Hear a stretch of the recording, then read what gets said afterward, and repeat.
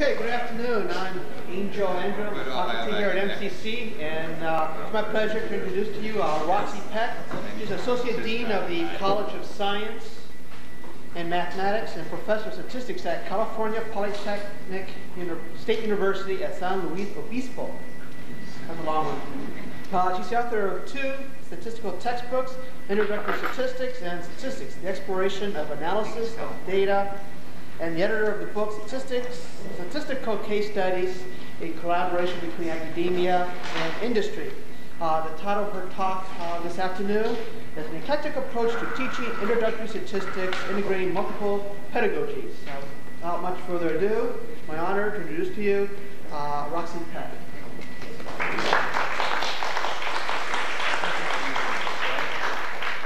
Well, thank you. It's a pleasure to be here, and I enjoyed the speaker so far. I hope I can add something to what's already been said.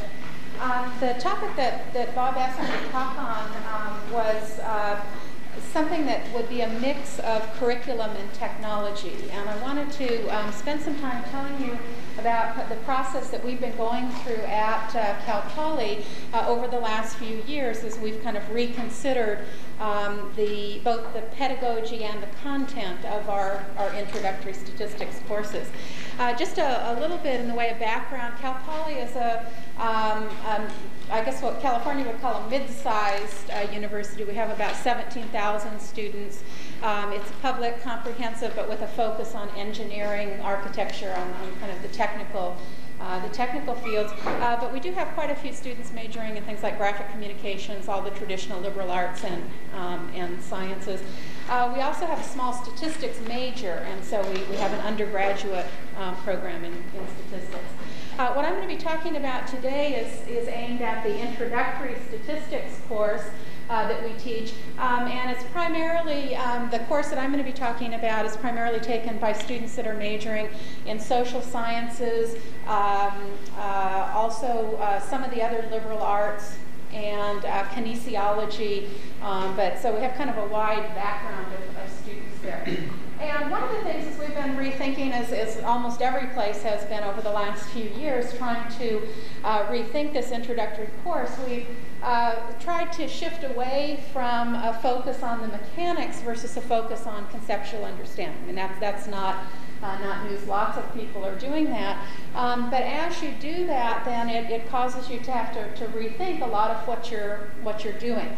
And in particular, the lecture mode of instruction has been knocked, for the last 5 or 6 years, if not longer, in terms of being not very effective for accomplishing some of the things we want to accomplish. It's very effective for accomplishing some, not so effective for accomplishing others. In particular, it's not very effective for developing conceptual understanding. That's one thing that's been fairly well documented. It doesn't do much if one of our goals is to have students develop an appreciation for kind of the usefulness of statistics. We can do that somewhat by our examples, but me talking about statistics isn't the same as having students actually involved in the practice of statistics. And it also, lecture mode isn't very effective for developing an ability to communicate statistical ideas, other than for me to develop my ability to communicate statistical ideas, but it doesn't do anything for the students in terms of helping them try to learn to understand statistical arguments, to formulate statistical arguments, and to communicate effectively in those terms. And so as a result of that, a lot of the recent work in statistical education has emphasized the need to kind of move away from lecturing and to try and employ teaching strategies that actively engage the student. And we've seen some of that in the various sessions today. Those of you that were here for Lori's talk saw one mode of trying to incorporate a laboratory into a course that would try and accomplish some of these things. There have been lots of different paths that people have followed as they've tried to incorporate active learning. And people have headed in different directions. Some people have gone laboratory approach, some have gone activities-based, some have gone computer interactive. And as we started to kind of rethink what we wanted to do, we found that we liked parts of all of those things. And so we were looking at trying to restructure the course and see what we could do in terms of extracting the best parts of all of those things and try and put together a course that then by its nature is very eclectic. If you look at it sometimes on paper, it doesn't look real organized because, you know, every day we're doing something different, but where we've tried to think carefully about what it is we want students to learn and then pick the approach for that particular topic that we think would work, as opposed to trying to adopt an approach that we're convinced will work for the course, which includes lots and lots of different kinds of conceptual ideas. And so what we've been doing in light of all this recent work and in light of some of the changes at Cal Poly has been trying to evaluate our introductory courses from a couple of different perspectives. One in particular, our classroom pedagogy, and then also something that we've been involved in is looking at our physical teaching spaces and trying to, because one of the difficulties with experimenting with different pedagogies is that, you know, a room like this, where you have fixed seating and, you know, theater style, is very difficult to, you know, to work in if you want to try, if you want to do something that's more activity-based. It kind of limits what your possibilities are. And if you want to try and do some activities, some computer stuff, and, you know, then even just trying to eliminate the fixed seating isn't going to be enough that, you know, that you can overcome all of those things. So we began looking at both pedagogy and then also at our physical teaching spaces on campus. And what has come of that in the College of Science and Mathematics is we've built a number of studio classrooms and laboratories, actually built on early models from RIT, your neighbor. When we started doing this here, we sent actually a group of, our first experiments were in physics and chemistry. We sent a group of chemists and physicists out to RIT to look at what they're doing in terms of studio classrooms.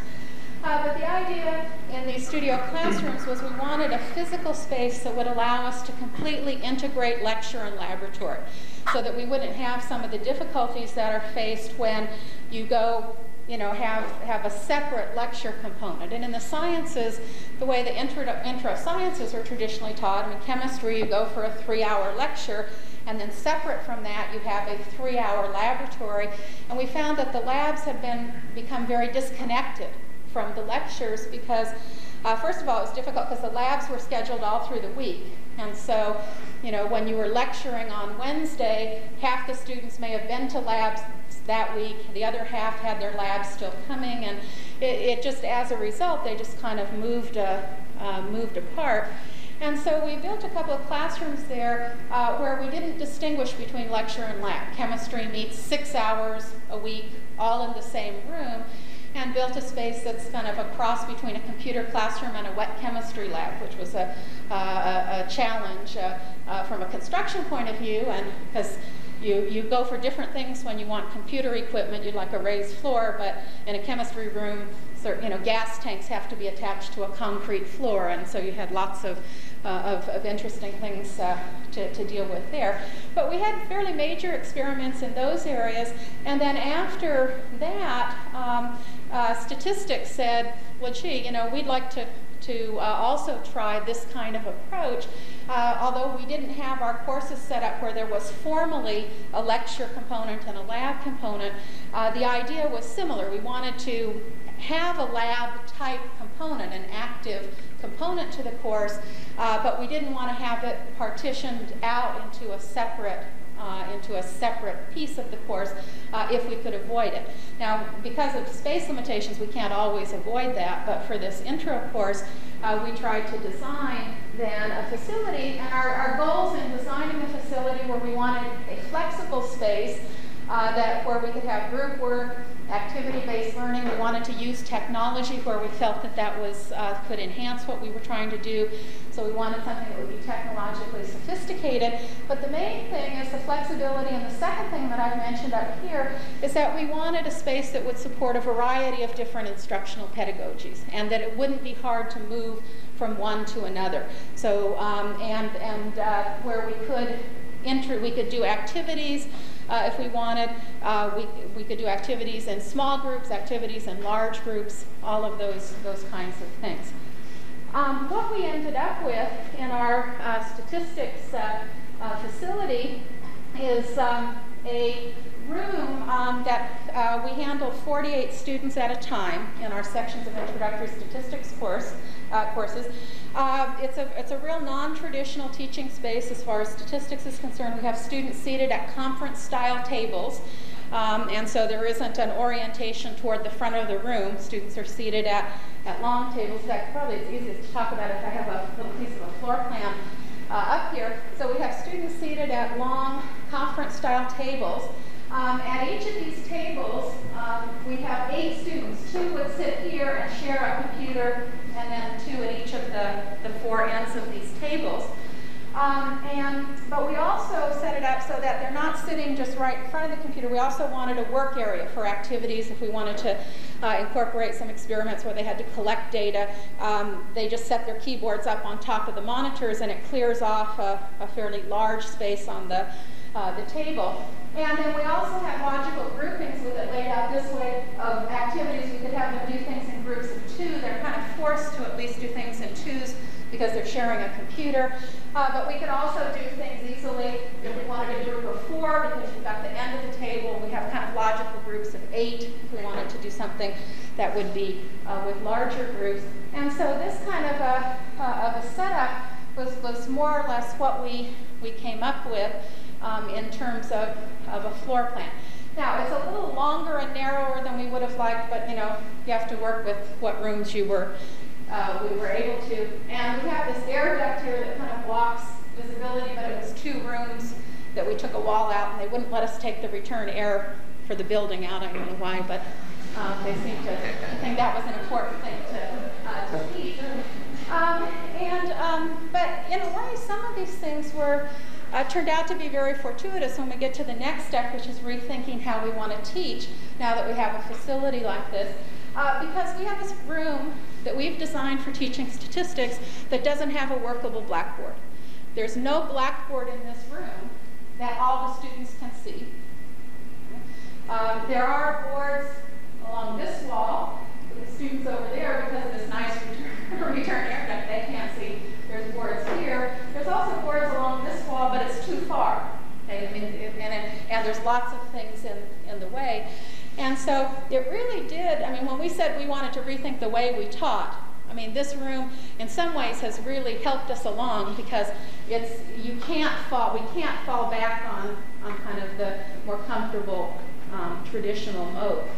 Somebody was mentioning earlier about in fact, I have a couple of pictures, but I had to take them out of my PowerPoint to fit it on a disk so that I could use it on your computer here. But this is kind of the setup. The perspective is a little, it makes the tables look short. These are actually 12-foot tables because of the angle here. But you can see the idea. There would be 2 students sitting on this side of the table sharing a computer. But if they were to put those keyboards up on top of the monitors, they have freed up a fairly large space where if we have them dissolving, we use some of Lori's experiments, if we have them dissolving aspirin or something like that, where they can get things out of the way and have a workspace. Or a lot of the activities we use don't involve using a computer at all.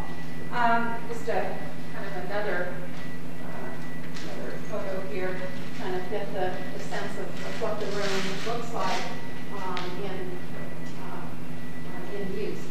Now, what we ended up, I guess somebody was mentioning earlier about this kind of the sophisticated audio-video equipment. And in this room, because of the fact that we didn't have blackboards, and also because of something we'd seen when we made a visit to a community college in Bakersfield, who had set up a room for mathematics instruction that had some similarities to this room. We had decided before we laid it out this way that we wanted to do delivery, even when the instructor is talking, we wanted to do delivery out to the student computer screens. Part of that was from this visit, as I mentioned, to Bakersfield College. We actually saw an intro stat course that was being taught in this math room. And we found it here as well, that there's something about the kind of the in-your-face thing, that when it's right there in front of their face, as opposed to projected like this, that it grabs the students. I mean, students will sit, they'll poke at the screen, they'll say, oh, we gotta, and every once in a while you hear somebody, that they've just forgotten that it's there because they're, it's more immediate to them. And so we do have a fairly sophisticated audiovisual setup here where the instructor's computer can be projected out to the student screen. So what they're seeing, if I'm showing them something, they're watching it on the computer screens. Means that we don't do a lot of stuff where you show them text, because somebody already commented this morning that having students read things off computer screens is not a very effective use. We have a video document camera that works like an overhead. That's not when I say there's no blackboards. It's not to say I can't, if somebody asks a question on a homework problem, that I can't work out a solution that and have the students see. We have a video document camera that has a video camera. So you use it kind of like an overhead projector, but it's going through the computer and out to the computer screens. But all of the viewing that they do is on their computer screens. And Robin had said he wished he had something where when the students were working, he could see all of the computer screens, all of the student screens in a grid. We don't have quite that, but we can set it on a cycle so that it cycles through, and every 5 seconds it'll show me the next screen. And so, since I do testing in this room and do let students use the computers, I have half the students come during the first hour and half the students come in the second hour. The test is one thing they don't do with a partner in this room. But even during an exam, I can set my screen to do the cycling. I can kind of see what people are working on and where they are. Also, during an activity, if I'm not running around, I can get a sense of what's going on. We can also pick up any student screen and project it out so that everybody can see, so that when I have different groups doing different things and then want them to explain what they got and their results, it's just very easy to have that student's computer, the plots that they've done on Minitab or whatever, just sent out where everybody can see them. Who's the vendor that you use? There are a couple of different ones. The one we used is a company called Robotel, which is a Canadian company just up in, I think they're located somewhere in the eastern part of Canada. I don't think it's Toronto. It's an interesting, you can choose whether you want the directions in French or English. And every once in a while somebody hits the wrong button, you come in there and everything's in French. So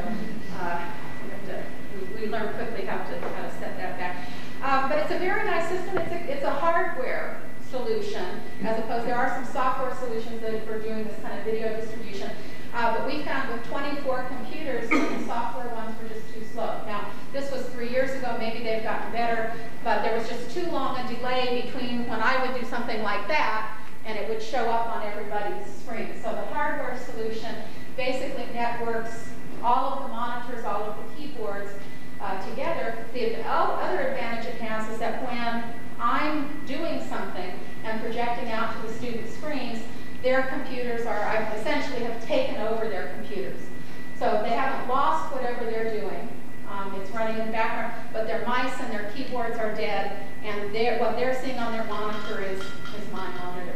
I can also give any student control of my keyboard, kind of keyboard and mouse control are assignable. So I can have my computer and make somebody, in the room take over and do whatever the next thing would be while everybody else watches.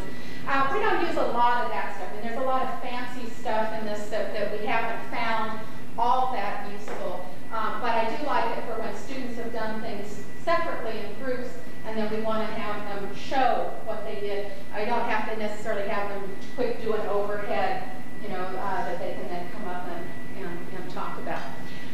Because of we also stuck extra monitors at the end of each table, and that's again partly a function of the room. There were lots of times when I wanted to be showing them something when I did want them to have access to their own computers. I was either showing them something that I wanted them to do along with me, or was putting up some instructions for something they were going to do. And so it's set up so that we can either project everywhere or we can project just to those end monitors, and then the students can work on their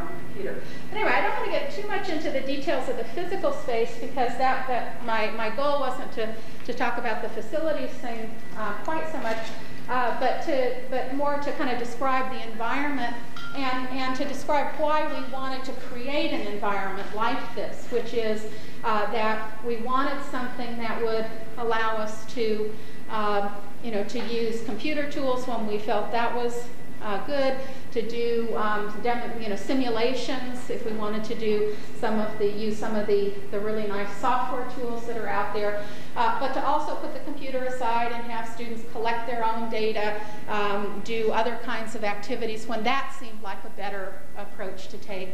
About the only thing you can't do well in this room is lecture, okay, because it's difficult, to set up that way. So it's really forced us to get in the mode of not really talking for more than, I would say 10 minutes to 15 minutes max is kind of the longest that I try and keep going in this room without having them do something in between. As far as the software in this room, we bought for the 24 computers in the instructor station, we use 4 different conceptual software statistics packages. Initially, I had this vision of Jim Daly, who worked on this with me. We had this vision that we would write our own kind of multimedia things, and then when we saw some of the things that were available, we thought, gee, if I take, the kinds of things I would have wanted to do was this one from that and this one from that. And so rather than try and duplicate the really nice work that's been done, we chose 4 packages and just purchased them for the lab, enough licenses for all of the computers so that we can, can have, I can either do a demonstration or I can have students working with the individual ones. We use active stats, visual statistics, which is one I'm really fond of. We use the electronic companion to statistics, George Cobb's conceptual tool. And we use, to somewhat lesser extent, the stat concepts that came out of Texas A&M.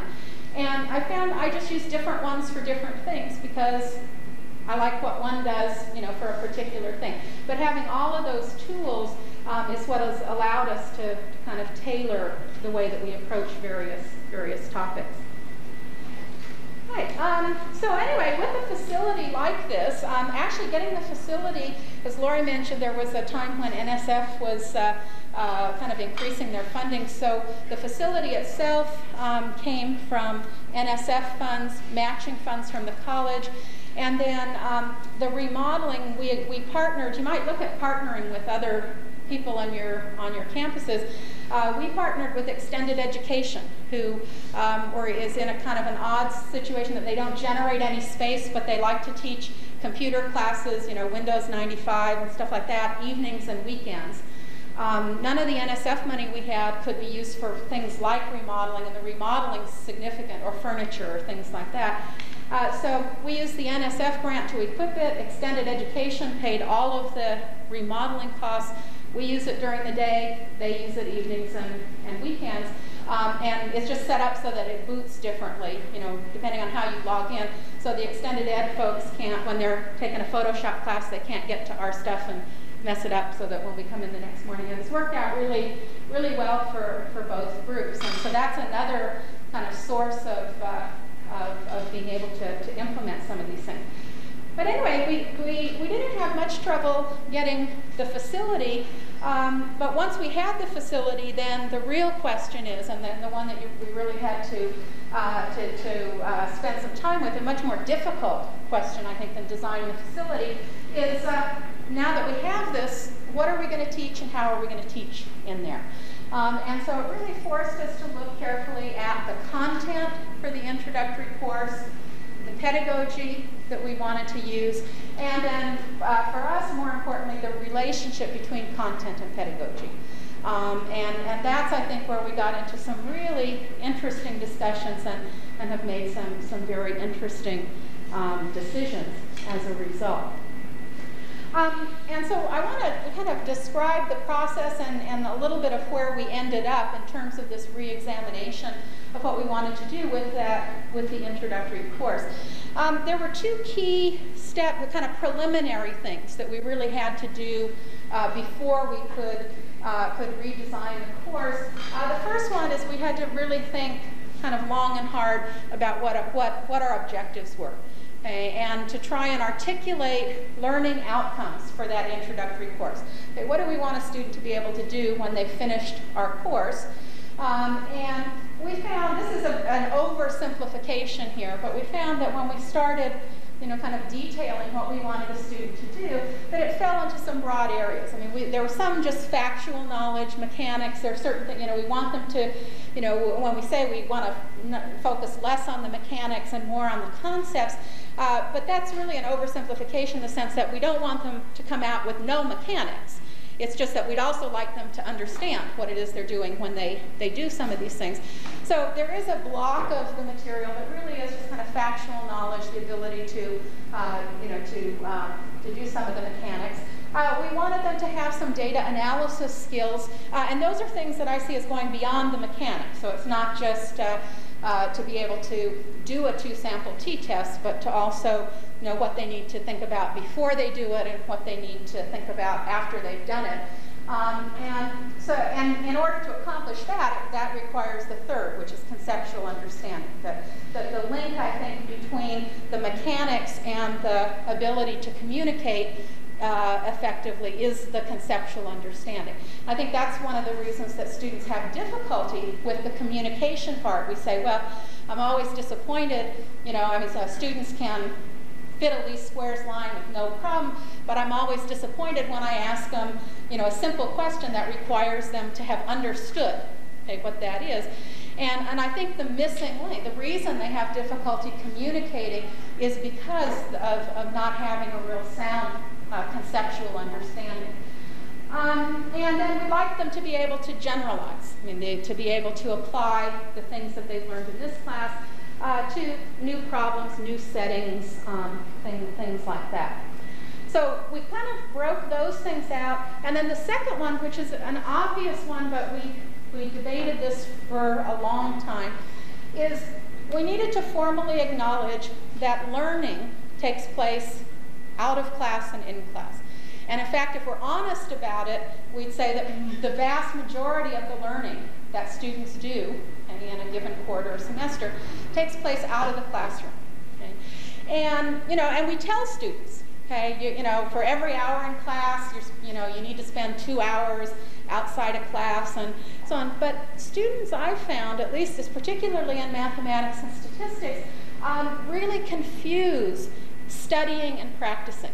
Okay? And what they do in class is they come to class to hear, to presumably to learn the material, and then they go home and practice it with the homework. Okay? And that's really an unrealistic model, and I think that's one of the reasons that we're often disappointed is that they don't, especially in kind of the traditional lecture kind of thing, I don't think they learn all that much in class.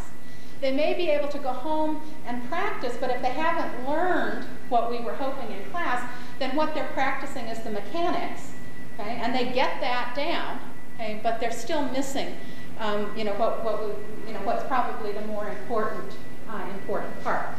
And so if we acknowledge that a lot of the learning is going to take place out of class, then we decided we ought to do a lot better job of orchestrating the out-of-class learning experience than what we're currently doing. Because up to this point, the way we orchestrated that out-of-class learning experience was we made a homework assignment. Okay? And maybe we said, read this chapter, okay, and do these homework problems. Often they didn't read the chapter. They just tried the homework problems to see if they could do them without reading the chapter. And they think it's high praise when they tell you, your lectures are clear, I didn't even need to read the book. I could do the homework without looking at the book. And they think that, that's a compliment. They think they're trying to compliment you. And so we said, what we're going to do is we're going to try and orchestrate more carefully the out-of-class experience. And if we do that, we're going to relegate some parts of the course to the out-of-class experience. That the course isn't just the time they spend in class. It's the time they spend on statistics for that quarter or that semester. Right, and what that led us to essentially is to say that we're going to think carefully about out-of-class, try and orchestrate it, and then we're going to avoid duplicating the out-of-class experience in class. Okay? And so if, in fact, I think I can orchestrate the out-of-class experience and ask them to put in the time, but not just put in the time practicing out of class, then if I avoid duplicating the things that are part of the out-of-class experience, then I can do different things in class. And if I'm going to, in particular, take the mechanics part of it to the out-of-class part of the course, then I can use the in-class to focus more on the things that they aren't getting just from the kind of listening and practicing mode. And so that's what we decided to do. Some of the things that can be part of the out-of-class learning experience would be, reading and studying a text. And students, I still think in mathematics in particular, they don't understand what studying means. So a student will come in, one student said, I don't know why I didn't do better on this exam because I spent 8 hours studying for this exam. And I said, gee, 8 hours just studying for this exam, that should have been enough. What did you do? How did you spend your 8 hours? And they said, well, I was a little behind on the homework, but they said, but I caught up. I did all of the homework problems, okay? And I spent 8 hours studying for the test, and they don't understand that studying for the test is what comes after you finish the homework and, between the homework and the test, or before you do the homework. And so, again, it's the confusing the studying with practicing. So we wanted to if we're going to ask students to read and study the text, we decided we need to give them some help, okay, as to how that was going to happen. There is going to be some homework assignments because practicing the skills is important, and we do want them to come out of it with the mechanics.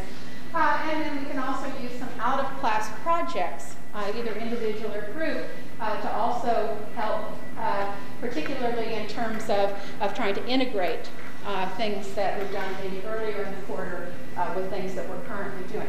The out-of-class experience, we decided we thought these kinds of things would be fine for learning basic facts, for learning mechanics, and to some extent to see examples that illustrate the application. Although we didn't want this to be the only place, obviously, that they would see examples that would illustrate the application. And then what we would do for the in-class, since in-class time, and I realized after I said this that you can read that first sentence 2 ways here. And what I meant to say is since class time is limited, let's spend it in these other ways. Whereas it comes, if you read it with a different inflection, it says use limited time to do this, like don't spend much time on this. So, but the idea here was that we could use our in-class time then to focus on conceptual understanding, building communication skills, how do you interpret the results. And I'll show an example of a topic that kind of how we've done that. So I wanted to move, I think I really said most of this, that the student view of the lecture mode is that I just get to sit back and listen, and then I go home and practice, and if I can do the homework problems, I'm done. Students said didn't read the text, they confused homework problems with study. All right, so if we're going to take the out of class, relegate kind of the factual and mechanical to the out of class, then we kind of, again, broke into some broad categories of what we would hope that the in-class focus would be. And we had to add in here, really the first 2 and the third, I think, are I'm sorry, first 2 and the fourth one, where we wanted them to have a conceptual understanding. We didn't want them to have data analysis skills, but we needed to link those first 2. So that they could act, because that's what would get them the ability to be able to communicate what they were doing. And we also needed to use the in-class time to help develop computer skills. And probably that's too simple to say, not develop basic computer skills, but develop data analysis computer skills. Because that's one where it is difficult to put the, how to use Minitab, that kind of thing, or how to use whatever software package you're reading. You can't really move that easily to the out of class. Even if you give good instructions, they kind of need some in-class hands-on experience with those things. So that became part of the in-class focus. All right, so what to do in class? Well, if you think about the wide variety of concepts that are included in an introductory statistics class, they really are very different. I mean, if you think about, if you tried to list them, when we listed out what our learning objectives were, our outcomes, they were, they ranged kind of the whole gamut from things that you needed to talk about a little, but that were, easy to grasp. Students may not have thought about it before, but once you got them thinking about it, it was easy to grasp, to some very abstract things, the idea of a sampling distribution, some of the things that have always or traditionally caused difficulty. And so we kind of sorted, again, the concepts, and we said, some concepts I can explain easily in words. And that, if I can explain them easily in words, students can relate to them. The effect of outliers on the sample mean. Okay, that's something that you can explain and probably students can get. That, gee, if you have an outlier, it's going to pull the average up. And you can use some examples that they can relate to, and they get that. And it doesn't necessarily require much more than that.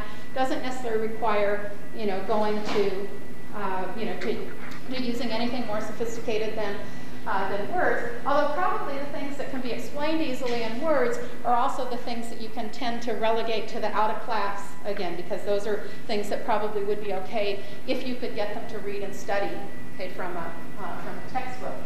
Other concepts, you really have to see visually. I mean, to really, I think, get an understanding, unless you're, unless you have the kind of mind that, that can really get a hold of abstractions but it's difficult. I mean, there's lots of things where we say, imagine, I don't know how many times we used to say, well, imagine if you did this over and over again.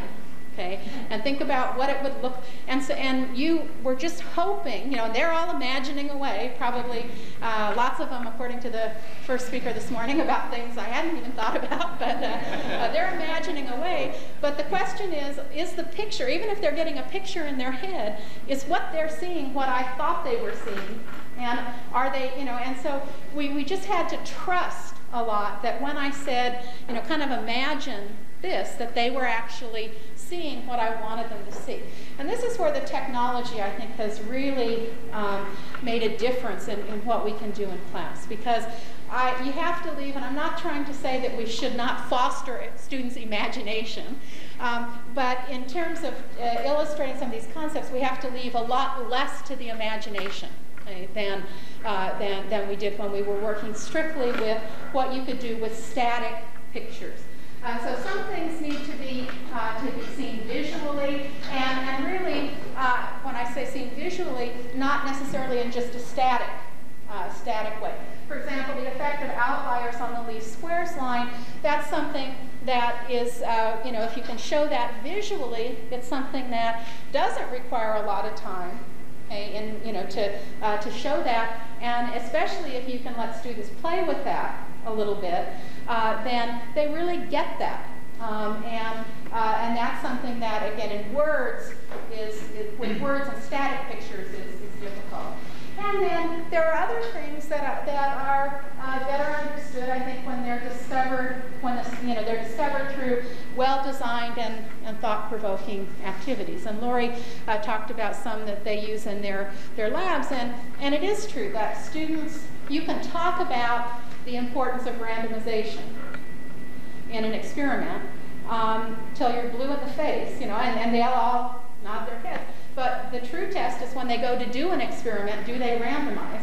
And often, no matter, even though you've talked about it, they don't randomize, or they randomize, we were talking earlier, they randomize and reject it because it did, it wasn't, there were too many of these, so that can't be right. And so they'll get a new set of random numbers because the first set didn't look random enough.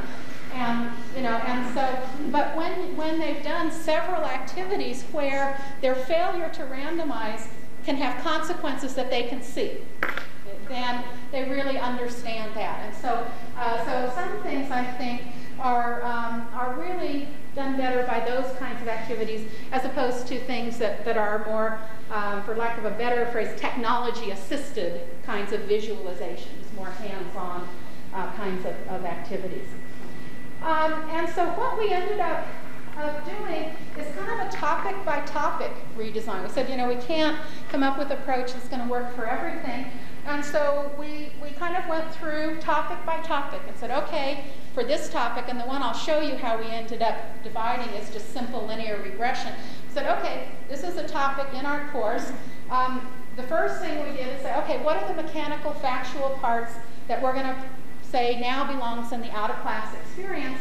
And then, you know, figure out how we were going to orchestrate that, what we were going to do to make sure that happened, and then not spend class time on that. And then the conceptual parts, then we sat down and looked at the whole variety of tools. You know, individual activities, group activities, small group discussion, you know, some sort of activity, some sort of visualization using computer software, maybe just some sort of data analysis assignment using Minitab. You know, how do we want the students, you know, what's going to be the best thing for this particular topic? And this is where I really liked having these 4 different packages that we had kind of settled on, because I could sit down and I could look at, well, how do these different approaches, how do they handle this? And I could really, with my specific objectives in mind, what do I want the students to come out of this with, I could pick the one that, you know, that I thought was going to illustrate the particular concept that I wanted. And it isn't, you know, we don't have the students buy all the packages. We bought either lab licenses or enough copies so that it's running on all the machines in our lab. And so they just use them in lab or sometimes come into some open labs and use them there. So it isn't that we require the students to buy all of these, which is unfortunate for the authors of, as Laurie was saying, of some of the tools. But it allows us, by putting all of them in our lab and kind of paying that initial expense, it allows me to pick and choose the best, and not just to use, you know, to say, okay, I'm going to go with active stats and I got to do everything I want to do visually the way active stats does it. And so that's kind of the approach that we took. Now the result is that students tell me, I never know what to expect when I come to class, and I think that's good. And they come to class. That's the other thing that I think is good. Partly because they don't know what to expect. And partly because if we do an activity, a lab in class that has a write-up, and they weren't there, then there's just no way to make up some of these in-class labs and activities. We didn't build the makeup lab in, and so students come to class. It's really kind of changed, you know, what we're doing. So how does this work? I'm kind of getting toward the end of my time. Let me just give you an example of a topic, since we said we did this on a topic-by-topic case. Simple linear regression. In this course, we do descriptive regression early. So this doesn't include the inferential parts, you know, tests for the slope and confidence intervals and that kind of thing. And we said, okay, first thing, what are we going to relegate out of this, all this stuff we want students to be able to do? What's going to be in the out-of-class experience? We said, well, how to construct a scatter plot. Most of them know that already anyway. How to compute the slope and intercept of the least squares line. That's mechanics. Mechanics of computing, you know, the standard deviation about the line, R-squared and correlation coefficient and those things. That all went into the out-of-class experience. And we accomplished that. They had a reading assignment from the text. They had a list of study questions. This is kind of our way of trying to help them figure out what they should be thinking about as they read. So a list of study questions that they had to answer either as they were doing the reading or when they finished the reading. And they did have a set of homework problems for the practicing the mechanics part of it. And then, with all of that out of class, then what I could do is spend my in-class time, and these are some of the things that we thought were important things beyond the mechanics that students should know about simple linear regression. Not all bivariate relationships are linear. Okay? that's something I can show relatively quickly if I have, actually for that I use visual statistics, which has a lot of built-in data sets that are all with variables that students know. So you don't have to do a lot of explaining. In 5 minutes I can show I can show 10 different scatter plots, and we can talk about just the features, the features of the plot. Some lines are better than others for summarizing a relationship that looks linear. That's something I would have hoped they got from the reading, but that's something that is also a concept that's important, and that the visual tools that are available do a real good job of looking at that. The meaning of least squares, okay, what is it? That's one I used to put on my exams until I finally gave up reading the response. What does it mean, when we say that the regression line is determined by the method of least squares? And I got amazing answers there. I get lots better answers now, okay, when I put a question like that on. Even the best line may not be good enough. Okay? I mean, that's something that you want them to know, that they can't just arbitrarily fit the line and say, it's the least squares line, therefore everything's fine. The danger of extrapolation, the effect of influential points, difference between an influential point and a point with a large residual. All of those are conceptual kinds of things that are important for them to understand if they're going to do a good job of, of taking a bivariate data set and doing something nonsensical with it. And I can spend my class time, on these things. So in class, I spend about 4 hours on these topics. I do presentations for simple linear regression. I use visual statistics and active stats. I use some of the tools that are in there. And we have 3 in-class group activities that focus on various aspects of those things that I just mentioned, that I won't go into the details of here. But I can do all of this in about 4 hours if I don't have to talk about the mechanics, okay, the calculational kinds of things. Previously, I also spent about 4 hours, about 2/3 of it when I went back and looked. At least 2/3 of it was the mechanics. Okay, how to get the slope and the intercept and the formulas and an example, and and it was all mechanical. And then I would spend about 1/3 of the time talking about these conceptual things and maybe augmenting it with static pictures. And then, so it's not really a surprise that when students had to do something that went beyond the mechanics, that they were struggling with that. So I spent the vast majority of class time on the easy part, okay, for students to get, okay, a small amount of class time on the hard part, and then acted surprised when they could do the easy part, not the hard part. And so what we're trying to do is kind of reverse that. And hope that if we orchestrate the out-of-class experience, they will still get the easy part, okay, but they'll also get the harder part. Just to wrap up, and basically what's happened is we've ended up with a very eclectic approach that includes a little bit of everything. In this intro course, we have activities, we've got the interactive software. Put active and interactive as separate because I view those as different things. And then visual and verbal, and then an approach that expects out-of-class learning, okay, and not just out-of-class practice. I don't think we expect any more time than we were asking of the students before. We're just orchestrating that time in a better way. Yeah. Let's see. Just one comment on assessment. We're starting to do some formal assessment this year. So far, it's been informal. We've seen some of the things on an informal basis that Lori mentioned in her previous talk.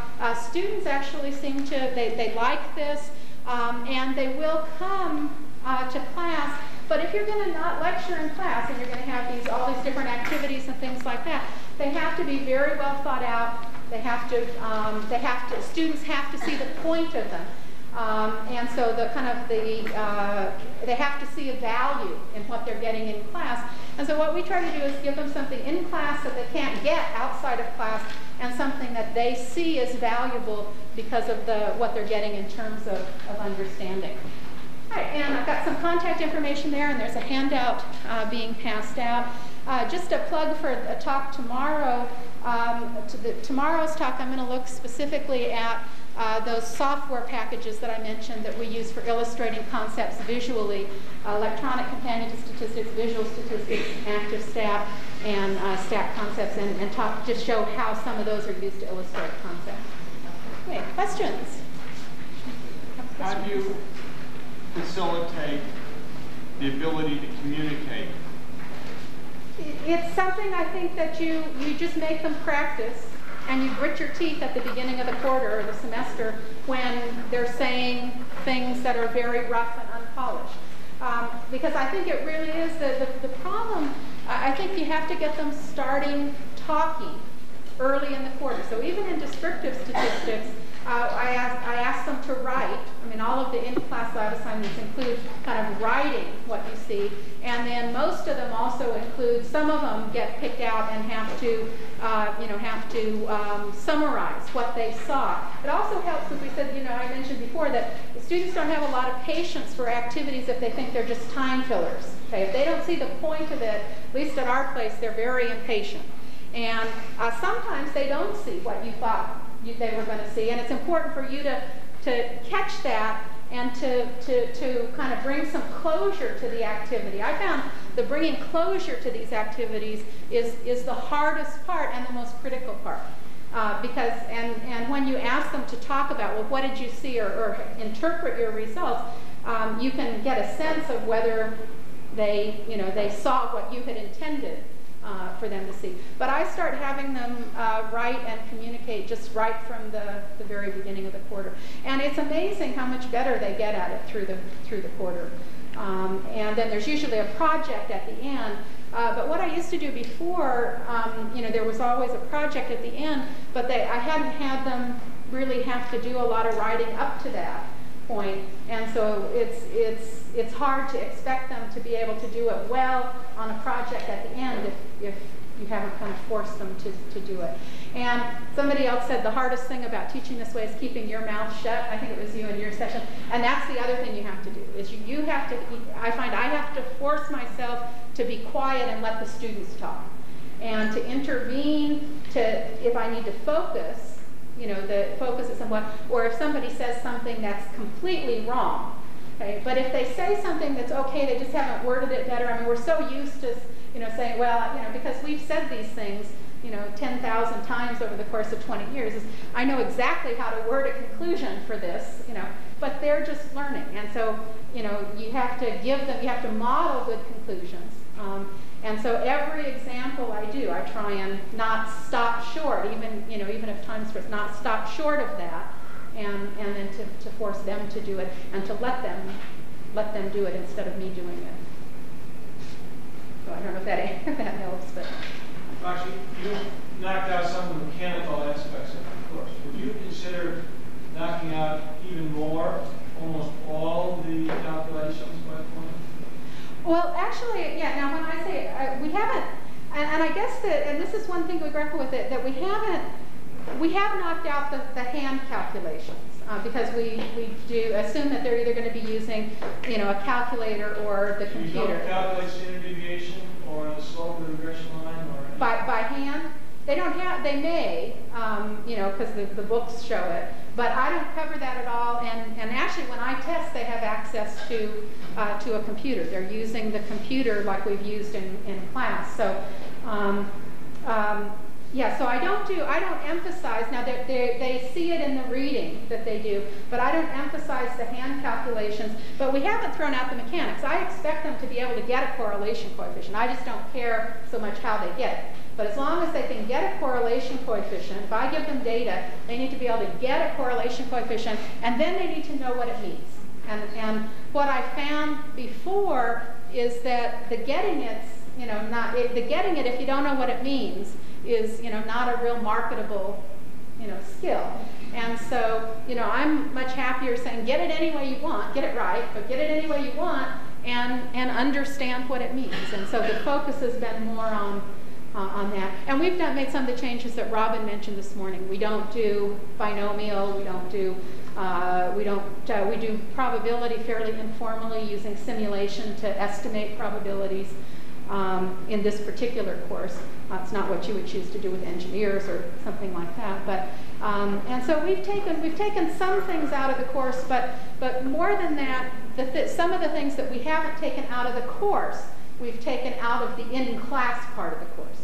And I guess it was just a different view to try and think more globally about the course as being more than the in-class part, and to try and be much more focused and to worry a lot more about how we orchestrated that other part, which is the bigger part, in terms of how much time we expect students to put in and so on. Yeah. What text do you use, and how often do you meet? We use, actually, the textbook varies by section. I use DeVore and Peck, but it's written to my taste. But I like Bob's book too. We use a variety of varies. We have different instructors get to pick their text. So in this course, we've used DeVore and Peck. We've used Moore, and those seem to be the two that people go back and forth depending on who's teaching. But this approach is something that, I mean, the approach isn't tied to the text. You could use, any text that had, but I think it becomes important to choose a good text because you are relying on the text. Reading assignment. Yeah, and so, so you need to pick the text more than by, I mean, we had one guy who said, well, I picked the text by, students only use the text as a source of homework problems, so I picked the test by looking at the problems, and I picked whatever book has the best problems, because that's all the students are going to look at in there. Well, you have to be much more careful about picking a text, and you're probably going to find that no text is going to do it exactly, is going to have exactly what you want. So there may be places where you have to augment what they're going to do out of class, that the out of class experience, may include reading something that you've put together or going to a particular website and exploring some of the things that are there. You're really kind of unlimited in terms of what that out-of-class experience can be. How often do you meet? We meet 4 days a week, an hour, and we're quarters, so we kind of go lickety-split. So how many days is that in a quarter? 40. It'd be typically 40. Problem. You have to deal with all the resentment from students who are used to getting out a lecture and not. Yeah, I mean, there are some students, and not just students, also from some faculty. I mean, to be honest, we have, in our department, there's a group of faculty that want to teach this way for every course. There's a group of faculty that like to teach some courses in this room and they can adapt. And then there's a small group of faculty that's where they'll retire before they ever do something like this. And so we're just waiting for them to retire. And so it's not comfortable. The first time you do something like this, it's not comfortable.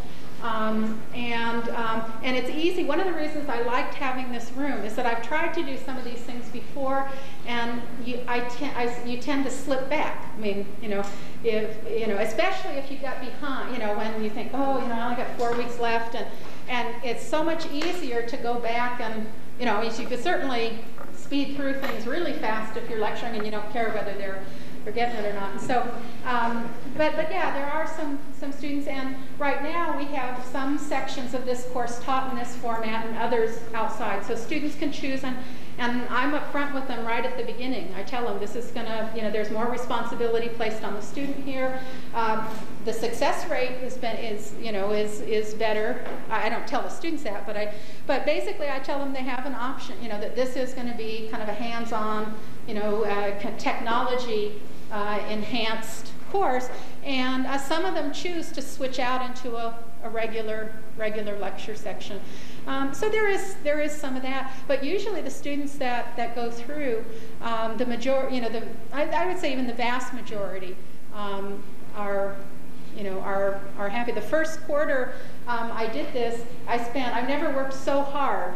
Okay, I mean, now after 20 years, I'm back to working all the time. It seems like I never worked as hard as I had on that course, so it was the hardest I've worked in a long time, but it was also the most fun that I've had in a long time. And I got the best student evaluations that I've had in 10 years. So, it's one of those things that, but it's risky, and some quarters will go better than others. But yeah, it's a problem. But we don't let students make make all the other kinds of curricular decisions. So I guess I'm comfortable saying if they have to do it this way because we think that this is a better way to learn it, then so be it. So. Okay, if we can pause right here, I'm sure Roxy is available afterwards. Before we talk to somebody's exams are so bad. I'm embarrassed in the college. You see that. You see this every time we graduate. It's because they graduate and they go to see you. That's it. It's not interesting. It's just there's, it's not that these kids are getting in high school and it's better than college. And you see this. So it's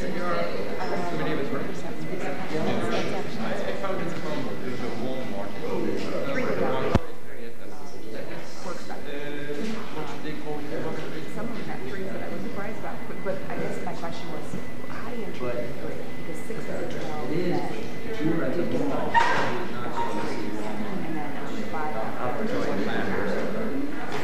Yeah, I've been at that more. I haven't seen. No, you have to be able to see the buildings in order to see what they try to do is kind the of reason I asked because I was wondering why sometimes pretty see much this. comparable to in a college course, in a course at college, and a 3 and a 4 would be roughly equivalent to a B, and a 3 would be, and even then it's kind of a high C, because when they're given the same questions to college students, they tend not to score better, but then they don't have that. There's lots of reasons for that, but I think the 5 would be it's not across the board how colleges are accepting. Are you driving? but it's I'm not going to take My students are you the saying, shortest. Well, I'll try to take the shortest. my college, like they're one of parks here. It's got to transfer to Yeah, let's talk about it because that's what we're telling people is kind of a strategy for how to, because a lot of colleges don't take it just because no one's ever asked them to. They just haven't Because I don't know the name of this one. It is probably And so we're kind of telling people Market what they should Base, kind of put together to Rome. take when they should go to colleges or take their leadership and kind of make a portfolio of what they did in class and their syllabus and textbooks and all that. And take it with them. Because a lot of the schools are not, some schools are only taking 4 and 5. Yes, that way. There's a lot of schools. There's a really good website, I think there's a website that does information on state colleges that tell us here. Goes south to Jefferson. That's 252, is it? No, it's the microphone cord or something. You can turn at Denny's. There's a light. Here. Not much of the road. It's sort of industrial. And you go to the back entrance of Walmart.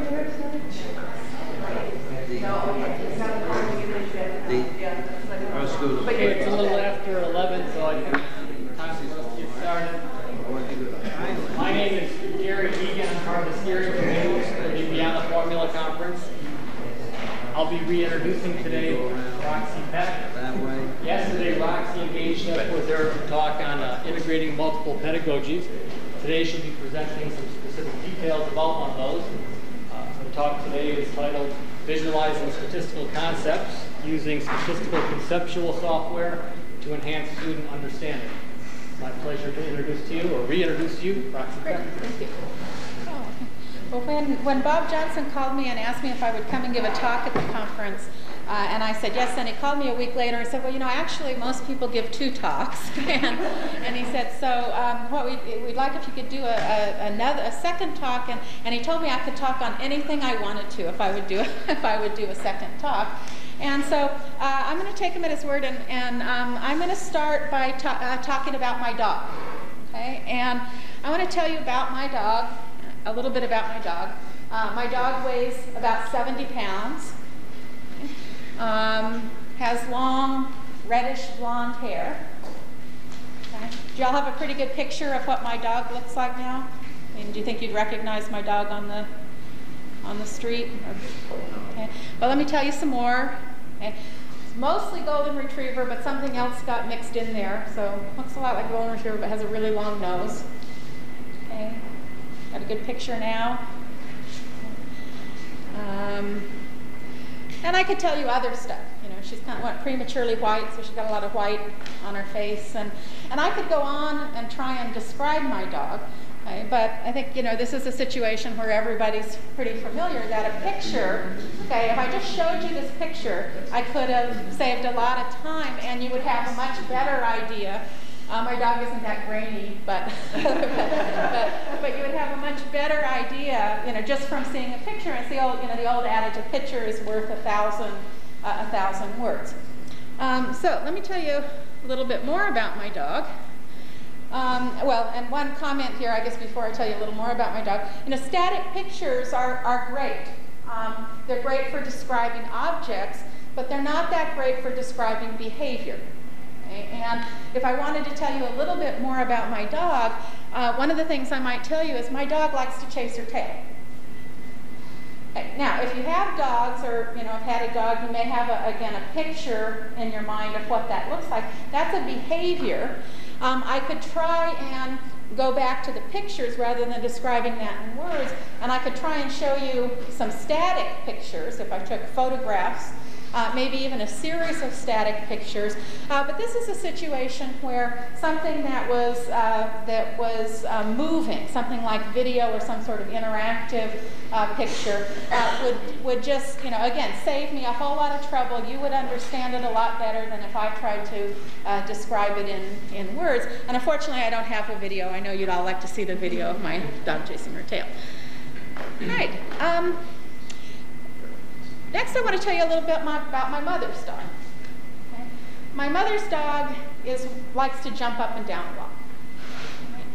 Now, again, you may have a picture there of what this dog. Now, I haven't told you what the dog looks like, but you may have a kind of picture of the behavior. But I can probably help with that picture by using some analogies, by trying to tie this to something that you've already seen. Okay, or something that you understand a little bit, mainly that you've already seen or that you know. So if I told you instead that my mother's dog is like one of those toy dogs, those annoying toy dogs that you see in airports that all bark and flip over, and just keep doing that over and over again. Then if you've ever seen one of those dogs outside of an airport gift shop, then that actually gives you something that you probably would remember a lot better, just having tied it to that image. If you haven't seen one of those dogs in airports, I could say, well, my mother's dog jumps up and down a lot like a kid on a pogo stick. And again, it kind of gives you an idea of kind of how quickly and repetitive that is. And there, again, here if I had a video, that would also work. But if I don't have a video or some sort of moving picture, if I can tie it to something that you can relate to easily, again, it makes it just easier to understand what that idea is.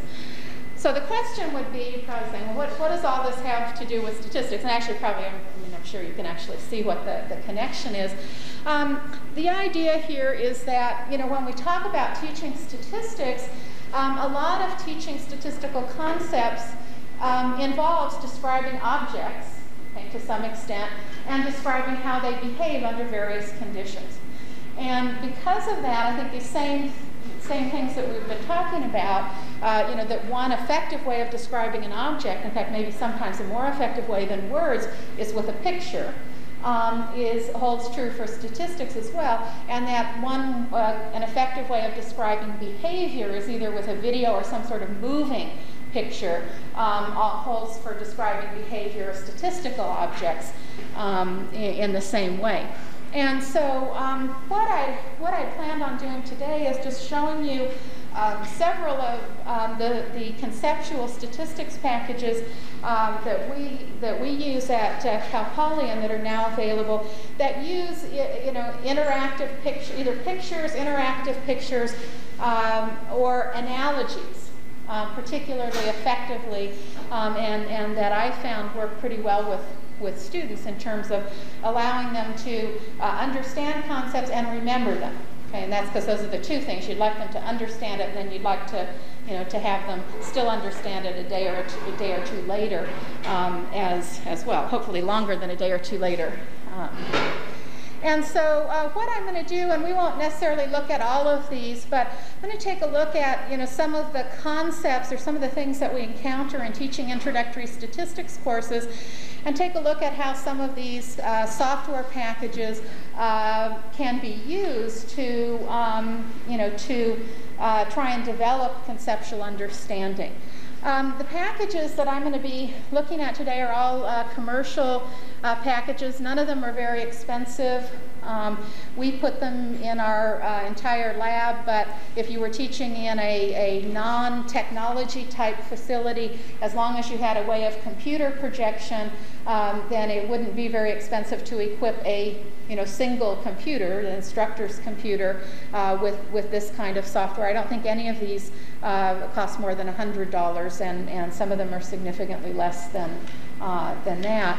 And so I'm going to be showing you kind of the things, some of my personal favorites from most of these. Depends on how far we get.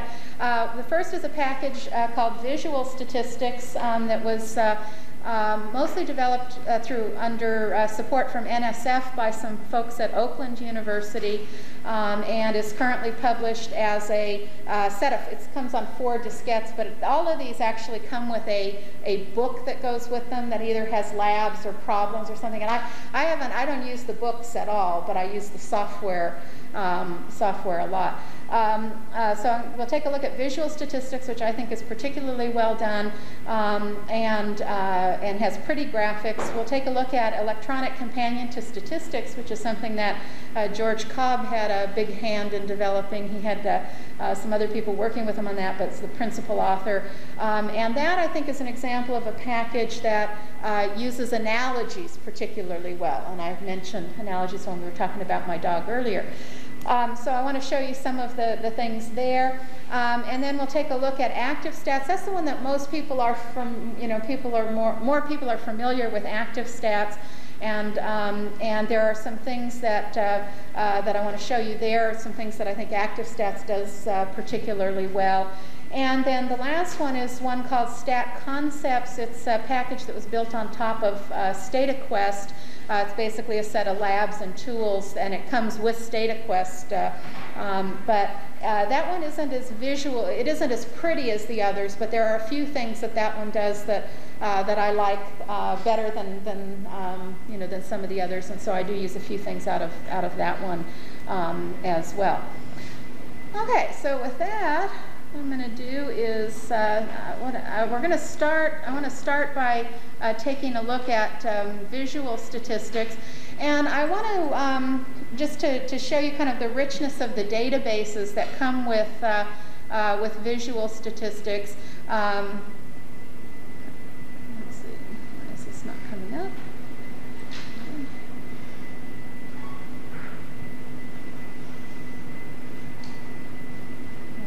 Okay.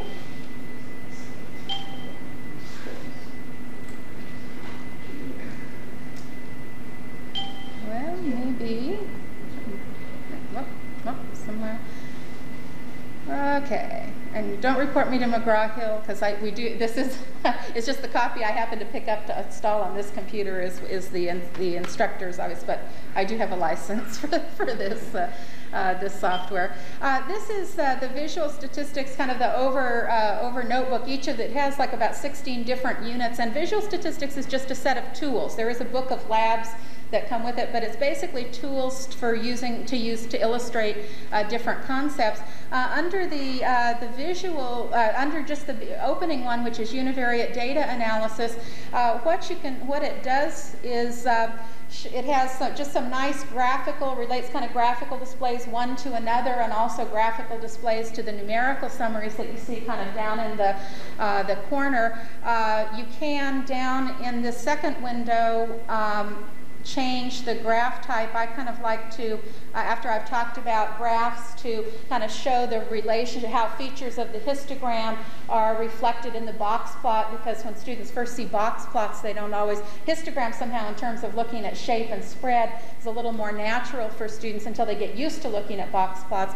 And so being able to have a data set where you show both graphs together is really nice. It also has some features, I won't go through through a lot of these, but you can change, if you're talking about the effect of number of intervals in a histogram, again, you can change this very quickly and show visually how that affects the picture as well. Another thing that I like really well about this is that it has a very large database set of data. It does have a data editor, so you can put your own data in. I often collect data from class and put it in and then use that as the basis of one of these histograms. But you can see it has, just in the US database for the 50 states, it just has like lots and lots of characteristics, and you can change very easily to these different distributions. Here's one that is the age distribution, the median age for the 50 states. And see, students, these are ones where you don't have to spend a lot of time talking about what the context is, but you can still then talk about the histogram in context, because students know. And because of the richness of these data sets, it's really easy to very quickly show a number of histograms that have all kinds of different shapes and properties. So here's one that has a gap and an outlier, and they love to guess what the outlier is. Okay, what's the state that has the really that really low age? And they always get that one wrong. Anybody got any guesses? Huh? Yeah, Alaska's a common guess, and when I tell them no, then they go to like Montana, Wyoming. Okay, turns out, and actually another thing we can do here is you can display the data. Okay, and if you go and look, it's actually Utah. Okay, which makes sense again after you think about it, because that's a state where there are lots of children. But they like to guess that, and then you can kind of look at the data and see how properties of the data are reflected in the graphs, which is what you'd like them to understand.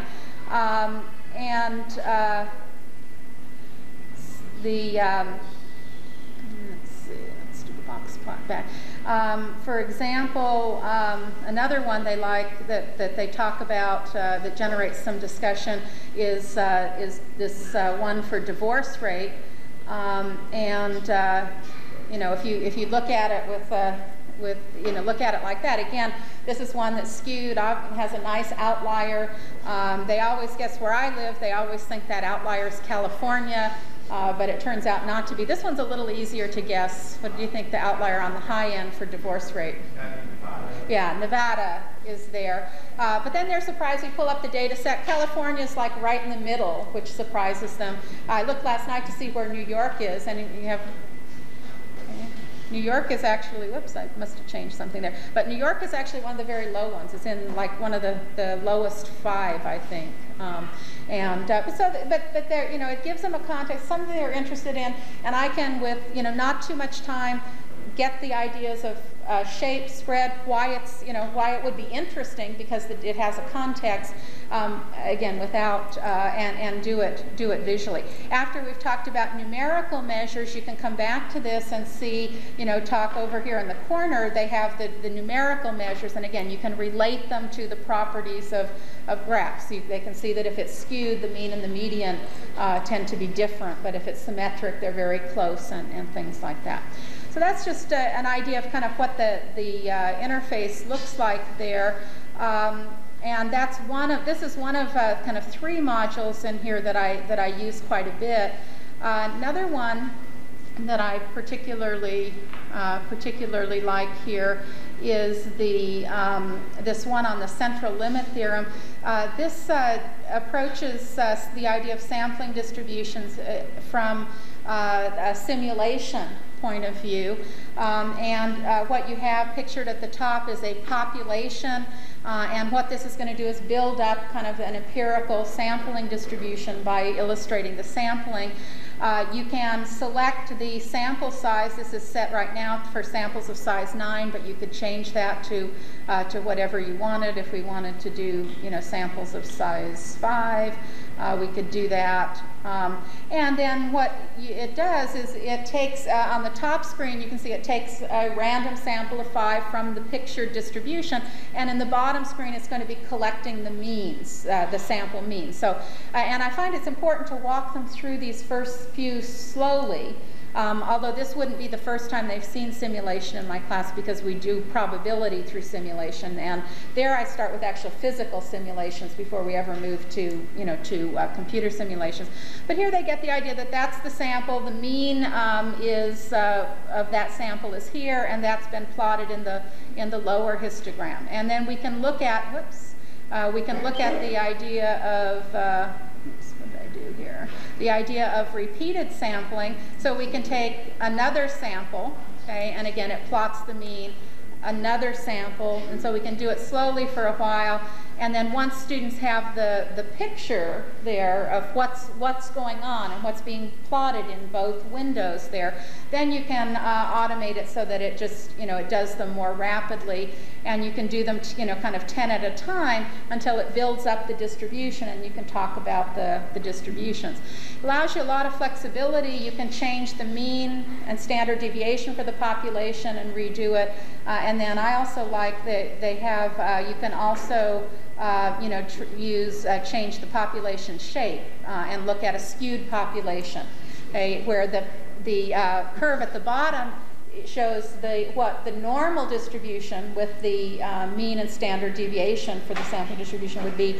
But what they see very quickly if you go to small samples from this skewed population is that the distribution that's building up down there as it plots the sample means does not look like that blue, like the shaded, normal one, and so they again can see why for small samples with skewed populations you tend to get different shapes. Can you change the scale so the areas are the same or not? Oh, I don't think on this one that it allows you the flexibility to do that. If you change the mean and standard deviation, you can rescale both pictures, but yeah, that would be nice to, for comparison purposes. My personal preference on this, is I wish they hadn't done the curve down here at all. Because the thing is, once you take a lot of samples, too, if you take a lot of samples, it doesn't always, you're right, it's just not the right scale. But again, but just for illustrating kind of the basic properties of sampling distributions, I think this one is nice. Let's see, one other one wanted to show you here in this one, I admire people that can write all these things themselves, but I've found I've kind of tended toward the software that's available, because most of them are just much better than what I could do on my own here. This is one on bivariate data analysis. And let me pick some variables here and then show you what this one does. This is one my students like, and they like to play with here. Let's see, out of demographics, I'm going to look at the relationship between age and these are the database's states. Let's see, I want the economic. Over here, look at the relationship between the median age for the state and the percent female participation in the labor force. But you can see that there's so many different variables that you can choose from that you can, again, get, if you just spend a little bit of time ahead of time picking what you would like, to illustrate, you can find, variables that will have almost any property you're looking for. Okay, now in this particular one, this is a plot of, as I said, median age versus percent female in the labor force. It allows you to superimpose the least squares line. And then what this does, I use this to illustrate the idea of influential points in regression. Because what you can do is, well, first actually I kind of challenge my students. I tell them they can move any one point. Okay, any point they want, usually give them a range depending on the data, and see who can move one point okay, say with, plus or minus 10 from wherever it is, and have the biggest impact, okay, on the equation of the line. And they pretty much, they quickly see, like for instance here, I mean, we kind of know what to look for influence, but if this one, also if you just click, it tells you the state, so this one's Utah. Remember we saw that in the age distribution, that's the one with the low age. If this one, if I kind of move this point, okay, say just 6 in either direction, you can see the effect that it has on the line, that if I move it 6 in the other direction, that it actually has a big effect on the slope of the line, whereas, let's see, if I put this kind of back roughly where it was, if I take, Minnesota, which is up here, and, whoops, bring it out, and move it 6, okay, say I move it 6 down, I mean, not much happens with the line. If I move it, if you look at the slope and the intercept, if I move it down more, again, it just not much happens. And so they pretty much get the idea that the slope and the intercept don't, I mean, that it's values kind of that are extreme in the x direction that have the most potential influence. Can you delete the outlier? Not this way. There is a way, not quickly, but you can. What you do is you can pull up the data set. If we did this show data list, and then there's a way to select and copy portions of it. And so we could identify the outlier and then redo it that way. So I found most of these things, I found there's usually a way, it's not always the most convenient, but there usually is a way to do what I'm looking for. And like I said, I kind of choose between these different tools based on what it is I'm trying to illustrate. This one is nice for presentation, for just incorporating just bits and pieces into a lecture. And the graphics are nice; they're easy to see, and I think this one is pretty well done. For those actually, so this says that over in all states, almost a majority of the workforce is women. Let's take a look. This is the female labor force participation in percent. There's actually a description of the data, because actually from this description it's not clear to me as to what proportion of the workforce is female or what proportion of females are working. And so, yeah, but there is if we go back to the database, let's see, if we go back to the database, it does, well, this one doesn't have a better description, but they do give a description of each of the variables. You get some interesting scatter plots if you look at the number of lawyers per 100,000 versus the median home price, and stuff like that. You get some interesting pictures. Now, the one catch with these databases that are here, and the reason that I'm really glad it has a data editor that allows me to put my own in, is you run into the same problem. These are good for illustrating descriptive kinds of things, but these particular data sets are not really good for illustrating inferential kinds of things, because you have the whole, you have all 50 states, and it's a fixed number, so there really is no basis for generalizing from this to some other group. So, but with the ability to enter your own data and look at the same kinds of things, it's nice, I think. Okay. Now, to kind of look at something kind of completely different, to show you how different these tools are, I want to take a look at the electronic companion to statistics, which is and I don't know whether you'll be able to hear. It does have some sound with this, so we'll have to see if it.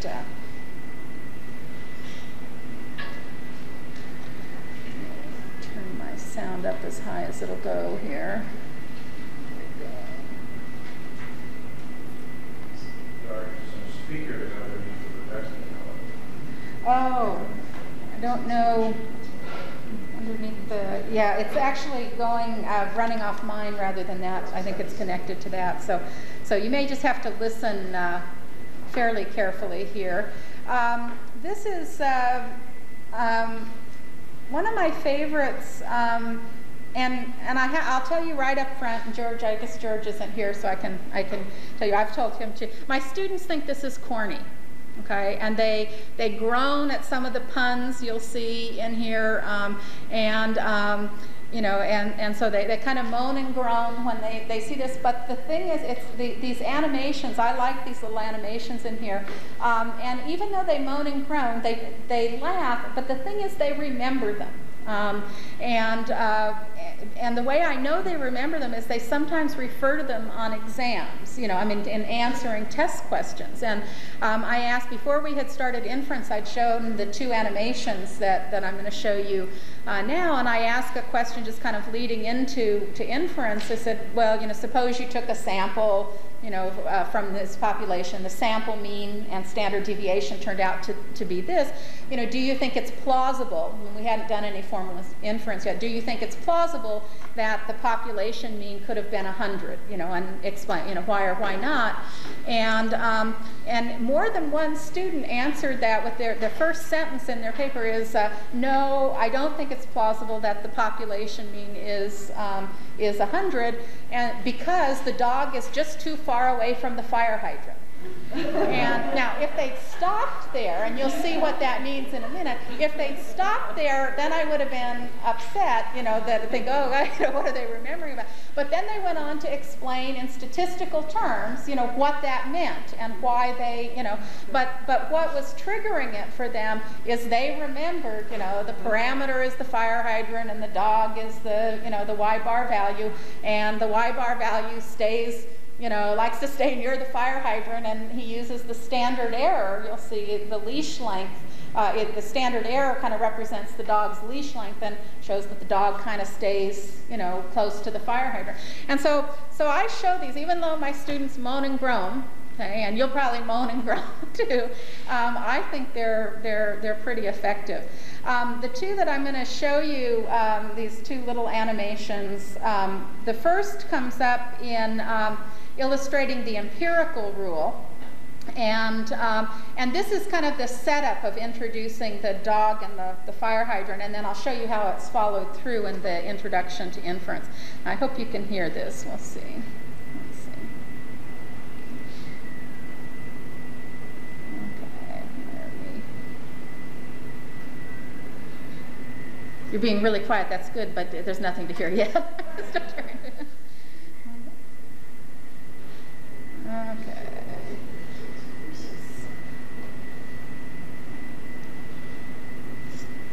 Not using the slides. Okay. Well, we might not see this. Maybe I waited.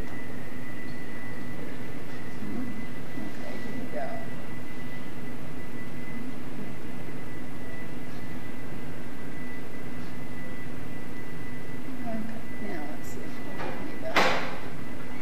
Okay, there we go. So this is the little animation that's, this is just, again, just so students remember the empirical rule.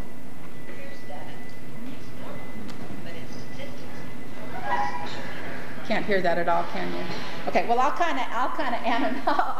about it.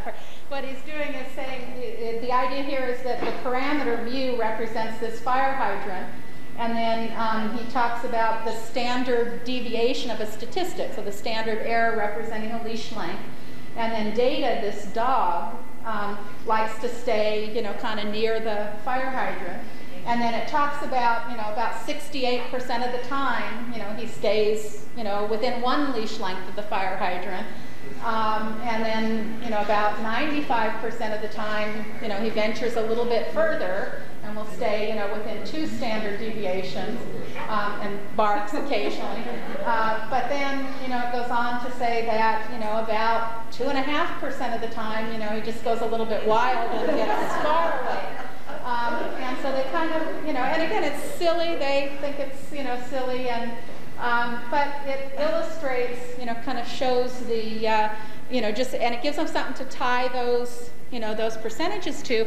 Now, if it were just for the empirical rule, I probably, wouldn't necessarily show that. But then what happens is that then this is picked up later. It's used actually in the introduction to confidence intervals and also in the introduction to inference. This is picked up later then. Okay, you can see we've got the dog again. And what they're doing here is kind of reminding them again, you know, the dog is Y bar, it's kind of normal, and what that means, and then reminding them of the empirical rule.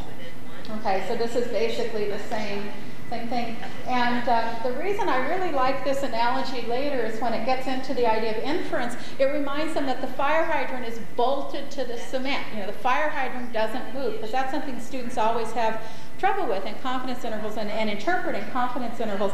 It's, you know, they don't understand that the randomness is in the Y bar value, not in the parameter. So anyway, they say, okay, here's the challenge. You know, you've got data, you know, and here's the guy looking for the parameter, the fire hydrant, and here's where data is, and it's, you know, where it tells you kind of in this instance what the standard deviation is, and starts to ask them, okay, well, if that's where the dog is, do you think the fire hydrant could have been, you know, over there at 0? And they reason, you know, again, just tying it to the empirical, no, because that would be really unusual for data, you know, for the dog to have been that far away from the fire hydrant. And again, you know, kind of then shows the, you know, the idea of, okay, well, once the fire, you know, within a certain range, okay, the fire hydrant really could be almost anywhere between here, and that would be plausible because of where the dog is positioned. And then it goes on to, you know, to kind of relate that to the idea of confidence intervals. And as I said, it just takes just kind of a couple of minutes. In fact, this is the bolted to the x-axis. It isn't moving. What's changing if you do this sample to sample is where the dog is. And then goes on into, you know, kind of the interpretation of confidence intervals. Doesn't take much time to show, you know, 2 or 3 minutes just to show the complete little animation. And like I said, I was amazed at the fact that it popped up on exam responses and tied to the correct idea of what, you know, of kind of the logic of testing. The other thing, I guess there are 2 other things to mention about this package before we move on and look at one of the others, is that integrated in here, and another thing I use with this piece of software, is there are lots of little short video clips, that most of them taken from the Against All Odds videos, and some of them taken from the All Practical Purposes, but they're really nice. None of them are longer than a minute, you know, a couple of minutes. And I really like the Against All Odds videos, but I rarely show, you know, the whole video. And what this does is it allows you to kind of show a clip that sets up, you know, like the need. This one's looking at the need to look at confidence intervals. So it just shows the Duracell, the claim that the Duracell batteries make, and, you know, and then goes on to show how that would be backed up possibly by a confidence interval. But again, just a minute or 2, and then you can come back and base your example on that if you want. And so I often just use this as a way of saving me having to find the 3 to 5 minute clip on the videos, you know, that I want to use, and then, you know, setting up the, you know, getting it set up to show on the video. Can you just take the video part and enlarge it to full screen? No, actually, it's you can enlarge this on the system we have on my laptop. It doesn't go bigger than that. But remember, students are not watching. At least in my lab, students aren't watching it at this distance. They're watching it right on their monitors. That would be true. Now, if I show it from the Against All Odds videotape, it's full screen. The video VCR we have shows full screen on their monitors. But here it's just the little bits. But again, there's nothing, the parts that I'm showing are not, you know, there's nothing they have to read or see. It's more just for context or setting. The other thing that I was really impressed with this one, and I sometimes just have my students look at, is that I'm going to just go to the chapter 1, which is this data basics. And let's see, I guess I'll do describing distributions. I don't know how many of you use like multiple choice or machine scored type questions on your exams. Doing good questions like that is really difficult. I mean, I think to write good kind of challenging questions, and I know Fred's not here, but some of us have worked on trying to write questions for standardized exams, and it's tough to write good multiple choice questions. And here, the multiple choice questions, or the kinds of questions that are involved here in the testing portion of this, I sometimes just, even if we don't do anything else from the unit, just will pass out the CDs to the students and say, okay, well, we've just finished, doing this. Why don't you try and take the test on this unit? And I'm going to just, for purposes here, we'll just show you a couple of the kinds of questions that you find here on shape, center, and spread. Because one question is, if you're putting a lot more focus on concepts in your course, then it changes the kinds of questions you want to ask on your exam. And so these, I think, are some examples for multiple choice type or machine scoreable kinds of questions that are kind of interesting. So this just says we're going to test on the shape, center, and spread of a distribution. Now, if I have different students doing this, they get the same questions, but it randomizes the order. So if a student goes back, they're in a different order. So if students are doing it, they're usually looking at different questions. Okay, so here's a simple one. They've got just four histograms. Which histogram shows the distribution of land areas for the 50 U.S. states? Okay, now this is one, again, that students are going to have to think about, okay, what do I know about land areas and how would that be reflected in the histogram? Would the distribution be symmetric? Would it be skewed? Would there be outliers? If there are outliers, which side would they be on? Okay, and so which of these do you think is the correct answer here? Okay. The question is, which of those four histograms shows the distribution of land areas for the 50 states? Okay. C? Okay. Everybody okay with C? Now, what reasoning did you use to get to C? Okay. Yeah, there are a few states, if we said, are there going to be outliers? Well, yeah, there are lots of states, there are a few states that are really big compared to the rest. Okay, Texas, Alaska, and so if there are outliers, I expect them to be on the high side. There are lots of little states, okay, on your coast, not so many little states on my side of the country, but so we would, pick this one, and it would tell us yes, and then Alaska and Texas are the outliers. I'm not sure what order we're going to get these in. I'm just going to, that one asked them to do some looking at medians. There are a couple I wanted to show you just in terms of examples of how you have to look at things. Of course, they popped up early last night when I went to look at this. Here, this says price per share for common stock for the 100 largest U.S. corporations has a mean of 285 and a median of just 57. And then it says, the distribution cannot possibly be symmetric. Okay, and you have to answer true or false to that. So again, that's again just having them think about what the distribution would look like. Notice there are lots of pictures, okay, in these problems. So they're not simple. This is one there's another one that looks like this that I want to get to. We're almost through, so let me see if I can find. Oops. Well, maybe I'm not getting my same 15. Okay, this one. This is one where they have to think about the mean. It just asks them. It gives 6 pennies, 3 pennies and 3 half-dollars, 3 dimes and 3 pennies, and it asks you to just put them in order. If you were to calculate the mean weight, okay. So some of them are easy. 6 pennies would weigh more or less than. The mean for the weight of 6 pennies would be more or less than the mean weight of 6 dimes. Yeah, pennies would be more, but notice then they start mixing them up. 1 dime, 2 pennies, and 3 half-dollars. And so you have to, again, you're not doing any calculations, but you have to kind of use what you know to try and put these in order. Okay, which one's going to have the smallest mean? Which one's going to have the largest? Probably largest and smallest are easy. The 3 in the middle, are maybe a little harder to sort out.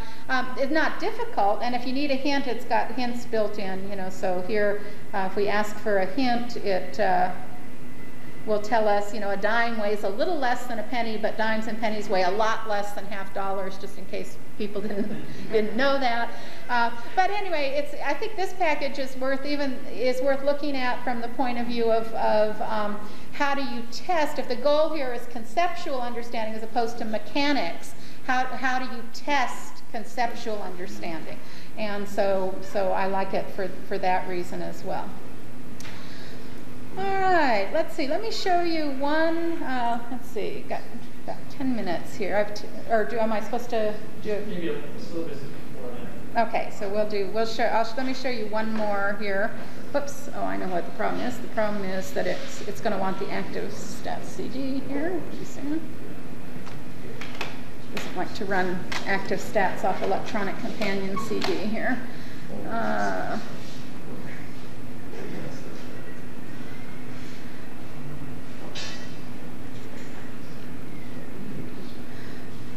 Okay.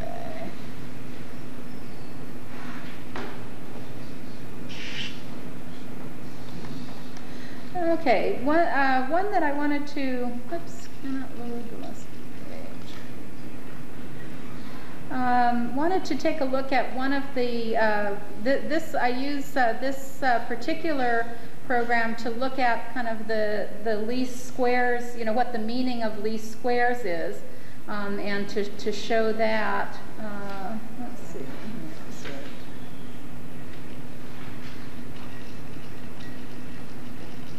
Okay, well, I'm having a little difficulty here with it reading my CD, but let me just kind of give you an overview of what this one does. It's similar to the visual statistics one, except that it shows a scatter plot and a least squares line, actually it shows a scatter plot and a line.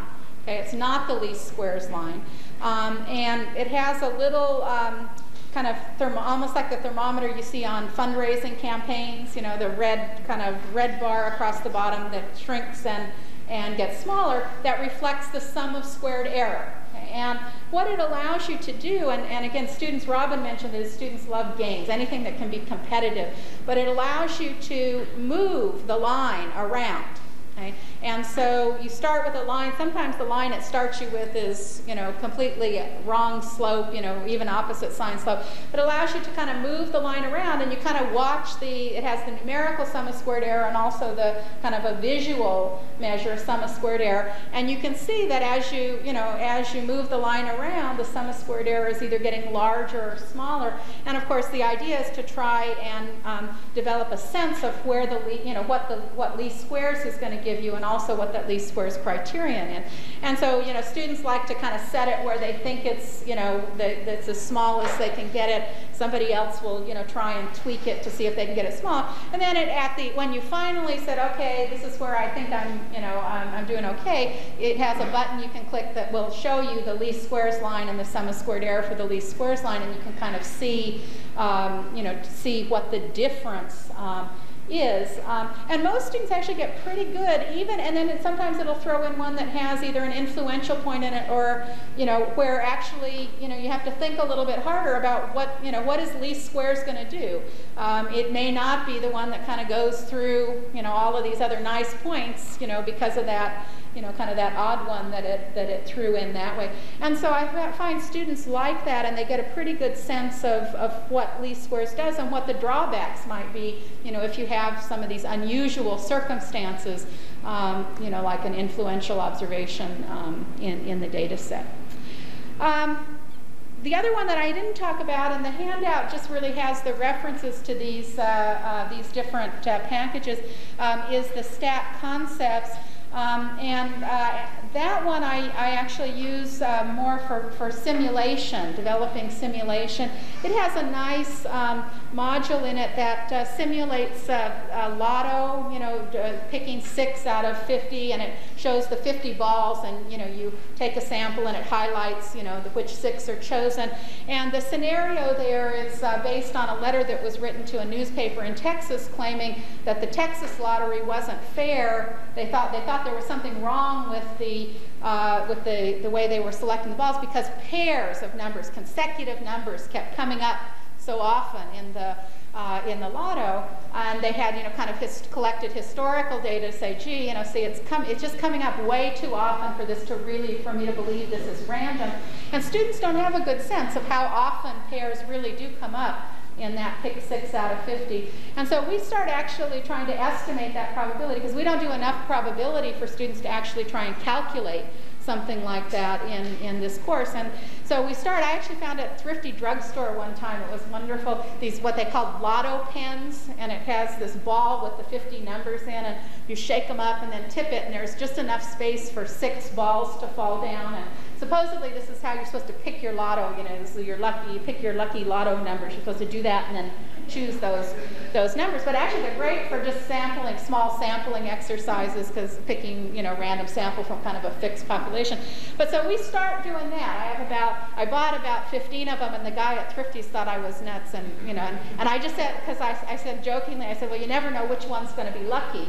And he just kind of rolled his eyes up in his head, and I thought, well, I'm not going to tell him what he's going to go home and go, you wouldn't believe this lady. But anyway, we start doing the simulation by, physical simulation, because I find students, their technology is wonderful for a lot of things, but there are some things where it's not, not necessarily the best thing. So they shake them up and take their samples and look to see whether they got a consecutive pair. Each group does, maybe 25, so we have, enough to actually get at least a rough estimate of what the probability is. And they're really surprised. They're surprised, they get excited when they get 3 consecutive, every once in a while somebody will get 3. And then we move from there to using random numbers. We said, well, what if you didn't have these cool pens? They like the pens, but, move to using a table of random numbers. Say, well, we could